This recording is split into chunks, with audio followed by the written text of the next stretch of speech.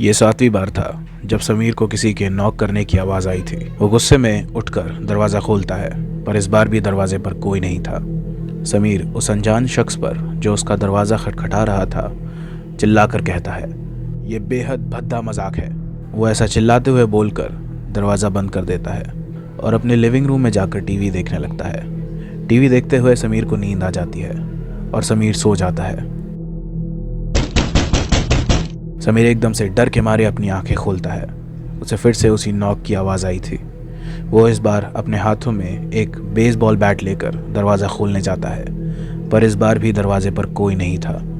समीर उस शख्स को आखिरी बार धमकी देता है और बोलता है, अगर इस बार फिर से तुमने ऐसा किया तो मैं पुलिस को फ़ोन कर दूंगा, समझे?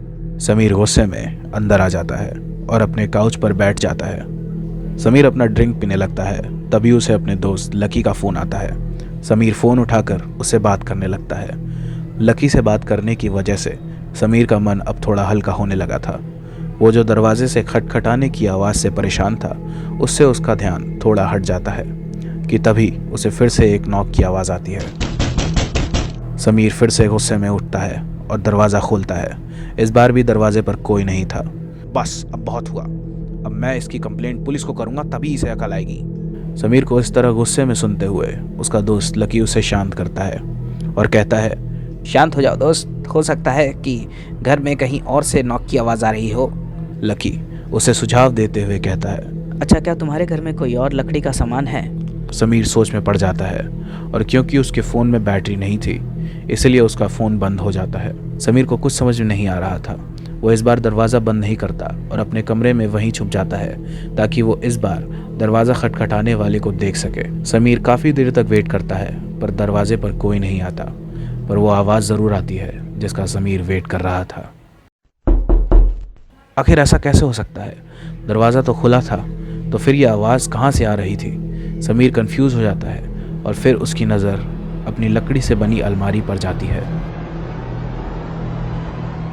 उसे याद आता है कि उसकी अलमारी भी तो लकड़ी से बनी है। वो धीरे से अपनी अलमारी की तरफ बढ़ता है जो कि अभी तक हल्की सी खुली हुई थी।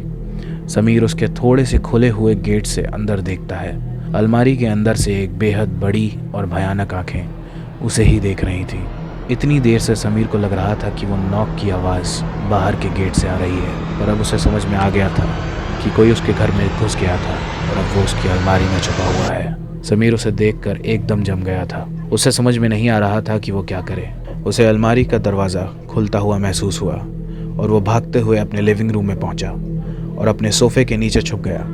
अलमारी में बैठा शख्स बाहर आता है और छुपे हुए समीर को कहता है, तो तुमने मुझे आखिरकार ढूंढ ही लिया। समीर उस शख्स के पैर अलमारी के नीचे से देख सकता था। उसके पैर बेहद गंदे थे, मानो कि वो शख्स कई दिनों से नहाया नहीं था। वो शख्स छुपे हुए समीर से कहता है, तो क्या तुमने सोफे के नीचे छुपे मेरे दोस्त से मुलाकात की? समीर जब तक ये बात समझ पाता उसे अपने पीछे से वही नॉक की आवाज़ सुनाई दी। जाहिर सी बात थी कि समीर सोफे के नीचे अकेला नहीं था।